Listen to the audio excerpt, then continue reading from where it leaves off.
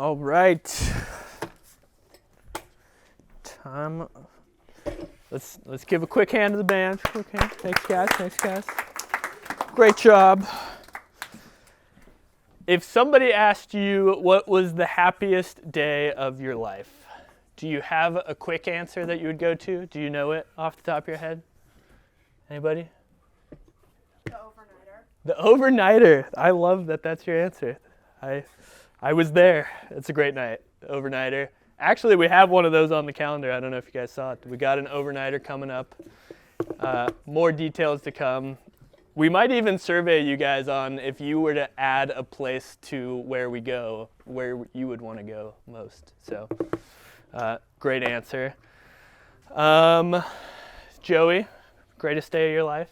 Do you have an answer for that? Probably the day Cindy and I got married. Ooh, you stole my answer. Your wedding was my happiest moment. Yeah. No, our wedding. My wedding, that would be, there's something about a wedding that's just epic. This is actually the layout. We got married at the San Clemente Cottage, which is right by Calafia. So it was pretty awesome. And the thing about a wedding that's crazy is it's one day, 8 hours if you're lucky, or I don't know what the normal wedding length is now, but it's one moment that you spend, for us, what was it, like a year? 10 months? 10 months planning one day. All this money, all this thought power, all these resources put into throwing a celebration for this one day. And it's awesome. All of your loved ones, everyone you care about comes together and they're there to celebrate you and your love. It's beautiful. It's a great thing. Weddings, and you are like the center of attention for that day, which is great for me because I love being on stage in the center of attention. But it's just such a special moment to have everyone celebrating, everyone you care about, and it's super fun when it comes together and it goes well, but it also has the potential to be like a source of great embarrassment or frustration if the plans you set out fall through, if everything you've been setting up for, if things start going wrong. And today, that's kind of what I was thinking about as we're going to read this story. We're looking at John chapter 2, and the setting for our passage is a wedding. And it's a really interesting passage because it's short, it's simple, but it's filled with things being revealed about Jesus. And so I don't know if you guys watched the midweek Devo or not. It's okay if you didn't. But we moved from John chapter 1, where John talks about Jesus being God, and we looked at what happens right after. And right after, followers, the disciples, Jesus starts calling people out saying, "Follow me, follow me, follow me." And this one guy named Nathaniel is sitting under a fig tree one day and has some kind of interesting thought. And his buddy Philip runs up and he's like, "You got to meet this guy Jesus. I think he's the Messiah." And so Nathaniel goes and meets Jesus. And Jesus is like, "Hey, dude, I saw you when you were under that fig tree." And it blows his mind. And he's like, "Surely you are the Messiah. You are the Son of God." And Jesus is like, "Nathaniel, like that blew your mind? You're about to see greater things than this. You're about to see heaven touch earth." And that's what just happened right before we walk into this. Jesus sets up his followers with, if you really want to see something crazy, watch what's about to happen in this next season of my ministry. And so in the book of John starts writing about these signs. He calls them signs, or what we would call them miracles. But John calls them signs because he sees each miracle Jesus does as having a purpose, pointing to something greater than just the miracle itself. It's a sign of something greater. And so we're gonna look at that today. That's why I call it Jesus Unveiled, because like people wear veils at a wedding. I thought it was clever. But this is Jesus' first sign. He's unveiling his glory. And so, our setting. Oh, you might enjoy these pictures. I'm a visual learner. I always thought the Bible should be created into a picture book, and they did. and I bought it. Not as good as I thought it would be. But for our story today, I've included some pictures for you visual learners out there, along with the words. Also, Dexter, would you mind just passing out that note sheet and then the pens behind it? Because even if you don't like to take notes, the verse for today is on the front of this, and then questions for the midweek reading is on the back of this. So that'll get passed around. The verse is in front of you, but it'll also be up here. So we start out on the third day. That's the third day after Jesus met Nathanael and started his ministry. On the third day, a wedding took place at Cana in Galilee. Jesus' mother was there. You see Mary down there with her groupies. So Jesus' mom's there, Mary, and Jesus and his disciples had also been invited to the wedding. So you got Jesus and the boys, Mary and the girls over there. Looks like grandma's drinking the wine. She's a problem, as we'll see later. And let me set up, so the wine's going to be a problem. A Jewish wedding. I know we're not all up to date on the Jewish traditional weddings. I had to look into it a little bit. But what's crazy about Jewish weddings is the process. And as I read about the process, I was like, I got to explain this because it's such a cool scene that's being set. So in the ancient times, if you had a girl that you wanted to marry, or like if your dads set you up, which is usually what happened, you would give her a ring and be like, all right, you're set aside for me and I'm for you, and now we're engaged, or betrothed as they would call it. And for about 1 year, this guy would be at his parents' house building a new house for him and his wife to live in, his wife to be. And so he's building, getting things prepared, a separate place for them to live. He's preparing it, he's getting it ready. And when he finishes that, that's when he can go and get his wife and begin the wedding celebration. And so everyone's anticipating this day. They're basically married, but they're not together. And so that's the whole betrothal process. But the actual wedding, once he's ready, he starts walking to his wife's parents' house to pick her up for the wedding. And all of his buddies, if they see him walking in his wedding clothes, they start joining him on the journey to his wife's house. They start following with him. It's basically a parade gets started to the wife's house. And then they get him, and the wedding is on. They start celebrating. And so knowing this is going to happen, the bride and the groom, it's their responsibility to get everything ready, to get all the preparations, to make sure there's food enough for all the people, because this wedding doesn't just last 8 hours, it lasts about a week to 10 days. And I think that's because they don't know the exact date he's going to finish that building, that house. They don't know the exact date the wedding's going to be. And so people, when they get notified, hey, the wedding's on, they're traveling from other parts, other regions to come to this wedding.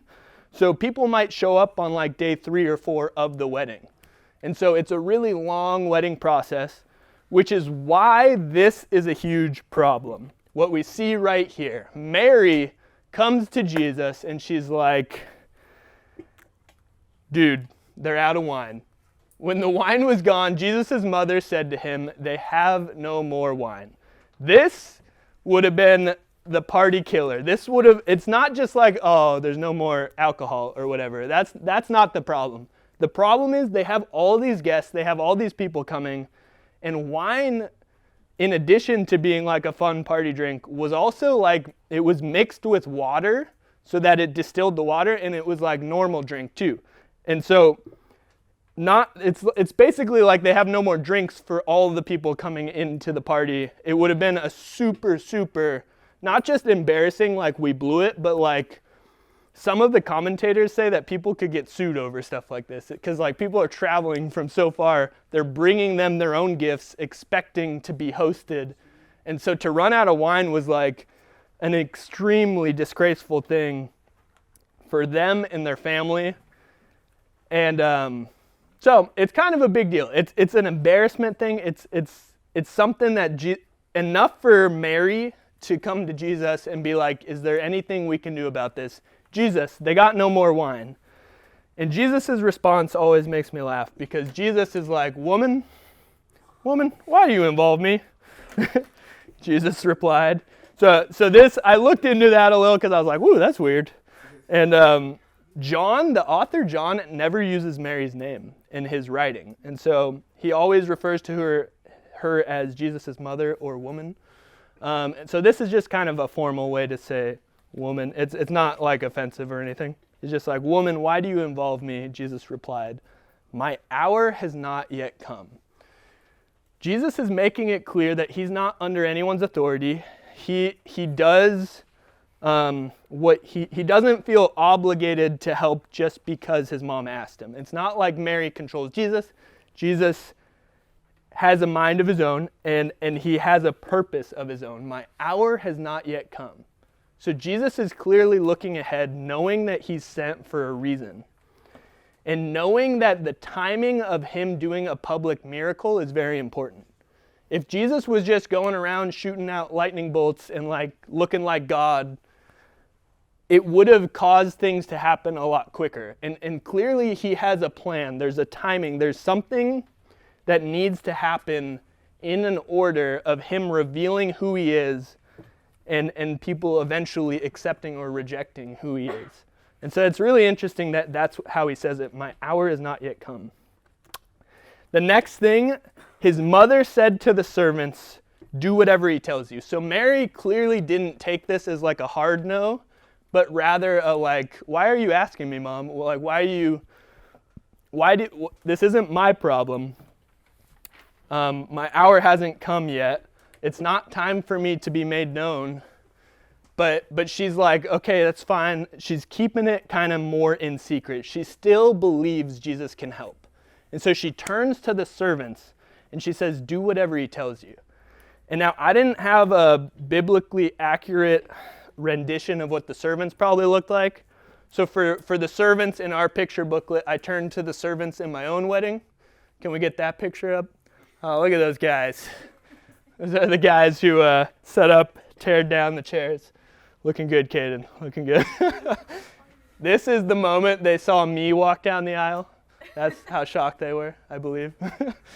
So this is really, they helped at my wedding. So let's put them in the picture booklet there. Thank you. All right. So his mother said to the servants, do whatever he tells you. And so she's talking to the servants, doesn't take Jesus' thing as a hard no, but more of a like, it's not going to be this big public spectacle. And they got to keep it secretive anyway, because even if Jesus did a miracle and everyone's like, wow, Jesus provided more wine, the embarrassment is still there for the couple, because the couple didn't prepare enough or were too poor to afford enough wine for everybody. So the embarrassment would still be there if it was publicly known that Jesus that Jesus did this miracle for them at the wedding itself. And so the next verse there, verse 6, and so this is how Jesus goes about it. Nearby stood 6 stone water jars, the kind the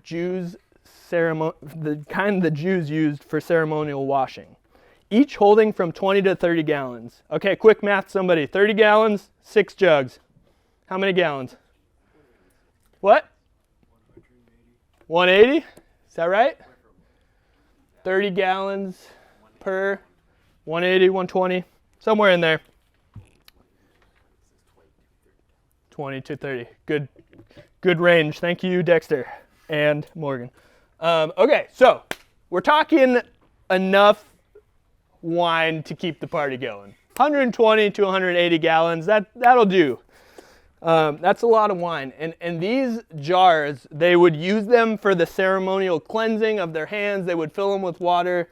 And the stone was less likely to get like bacteria and stuff in it. And so those were nice stone jugs. They would be like waist high. I tried to make them proportional to Garrett there, you see. So they're big. These hold a lot. So this is kind of, he's helping, these details are important. He's helping us picture the significance of this miracle. Like it's not like he changed, like walked around to people's glasses like boom, boom, boom, boom, boom. It's like, no, this is like mass scale. Okay, I'll keep going. And so then he told them, where did I leave off? Verse 7. Jesus said to the servants, "Fill the jars with water." So they filled them to the brim.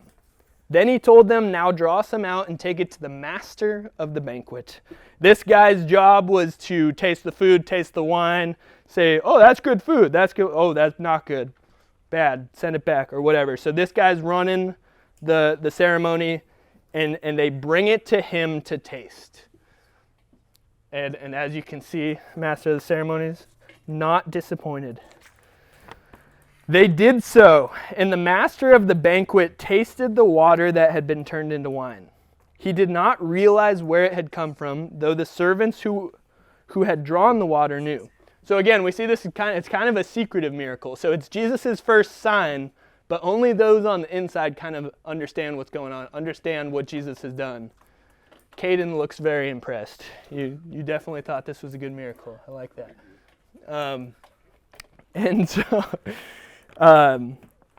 So Jesus has done this. They bring it to the guy, and I love what he says here. He says, he did not realize where it came from, though the servants who had drawn the water knew. Then he called the bridegroom aside and said, "Everyone brings out the choice wine first." Everyone always brings out the best wine. When the guests show up, they taste the best wine. They're like, "Wow, this is great wine." And then the cheaper wine after the guests have had too much to drink. As the week goes by, they start to water down the wine, try to make it last longer, sober everyone up a little bit, I think is what he's saying. But he's like, you've done something interesting. You have saved the best until now. So Jesus has made some good wine. You've saved the best till now. And what's super interesting about this is that would have been like, wow, they really splurged for their guests. They really went all out. They did not try to water down, make the wine last longer. Like, they not only have enough wine, but they saved the best. Like, the rest of this is going to be even better than the beginning. And it's so crazy because Jesus took a source of embarrassment for this couple, something that would have been really embarrassing and terrible, and turned it into a blessing. Now people are going to be like, wow, incredible what they've done for us. And so that's just a cool thought. And then the last little section here, I wanted to read through the passage and then give you a couple things to reflect on. And so as we finish up, it says, no, I'll read it here. What Jesus did here in Cana of Galilee was the first of the signs through which he revealed his glory. So here John is giving us a purpose for why Jesus does what he does. The first of the signs through which he revealed his glory. If someone came to earth claiming to be God, the first question you should ask is, prove it. John started his gospel telling us that Jesus is God. In the beginning was the Word was with God, the Word was God, the Word became flesh. He's saying Jesus is God, and now he's going to list out, the book of John starts with 7 big miracles. He's going to list out for us, he's like, these are my proofs. No one else can do what this man did. And so his disciples believed in him. The result of his very first miracle was like a tightening or a deepening of the faith of the people around him. And as we read and look to these things, that's the hope, that our faith in Jesus is deepened as we see he really is who he claimed to be. And some of the things I want you to reflect on here, because this is what, as I read this passage, and I realized it's a very simple passage. It's a very short story. And it's easy to kind of miss some of the things that stick out. And one of the things that I really began to reflect on in this passage is the thought that Jesus cared deeply about this couple, even though the thing he was preventing for them was like a social embarrassment. It's seemingly minor. And yet this is the first sign Jesus does. Like, Jesus cared enough about this couple to step in and help a source of pain, help prevent some pain. And what we recognize about Jesus in this is that Jesus always seems to do that. Jesus always seems to step in and care for the people who are in pain and who are hurting around him. Even at instances when, like Jesus and his caravan of disciples are walking into a city, and at the gate there's a lame man yelling to Jesus. And his disciples walk over and they say, "Please keep it down, you're going to bother him." And Jesus walks over and he says, "What are you doing? Like, what do you need? Tell me what you need and I can help you." And he says, "I want to walk." And he's like, "Then walk." And then he heals him. He sees the man in his pain and he cares. He always cares about those who are hurting. And as I went to Texas with Rachel this weekend, and we did some work on her mom's house. It was not a vacation, it was a work trip. But on the plane, I was sitting and reflecting, and I was thinking through this, and I was like taking notes, and I wrote this, so I just wanted to read it to you because I thought it's worded in a good way. It says, "If Jesus cares about this, how much more does he care about the deeper hurts, shames, and pains we face? His heart is oriented to love and care for us in these seasons. Jesus did not scoff at them, shame them for their mistake, but instead he sought to help. The lesson for us is clear. Jesus is the one we must turn to in these seasons because he cares for us. His heart is always reaching out to the hurting, the depressed, those who are looked down upon. He may not miraculously fix our problem, but he is our comforter and our guide in these times. He is with us through it, and therefore we need to know that he's our first resort and never the last." And so I thought that was a really good thing to mull on, thing to think about as you see this story. Is like Jesus cared. He was there for them. And that's pretty cool. And the second reflection came to me as I was thinking about these jars and the miracle itself. So now these jars, these cleansing things, to the Jewish people, the kind used by the Jews for ceremonial washing. Ceremonial washing carries with it the constant reminder of sin and your need to be cleansed of sin if you want relationship with God. These jars would have been a constant reminder. Every meal got a ceremonial wash, got to make sure you're clean. And the things that made you unclean were like things that were associated with death or sin. Or like I don't know. If you touch a dead body or a dead animal, you're ceremonially unclean. You need to get clean. And it had this idea of like holiness to it.